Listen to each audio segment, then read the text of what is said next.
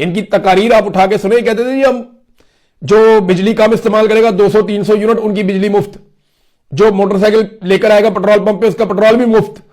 ये मुफ्त पेट्रोल दे रहे हैं पाकिस्तानियों की, किसानों की, इन्होंने कमर तोड़ दी है। इमरान खान रशिया गया था सस्ता तेल लेने के लिए, लेकिन जनरल बाजवा को एक्सटेंशन चाहिए थी, तेल नहीं चाहिए था कौम के लिए।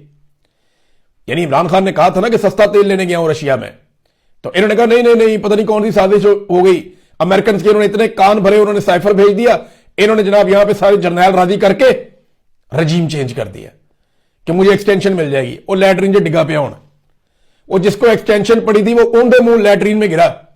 अब उसका पता भी नहीं है, जिंदा है मर जाता है, उसके बारे में पता करने जाते हैं वो बताते ही नहीं है। फैमिली सोर्सेज से बात करते हैं, वो कहते नहीं हमें बात करने की इजाजत ही नहीं है। अब पता नहीं उसके अंदर क्या मामला है।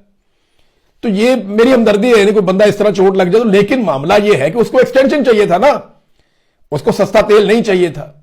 आज वाला भी वही कर रहा है और उस दौर वाला भी वही कर रहा था, इनमें कोई फर्क नहीं है, कोई फर्क नहीं है। महंगाई का तूफान आ जाए, अब आएगा, ये चूना लगाएंगे लोगों को।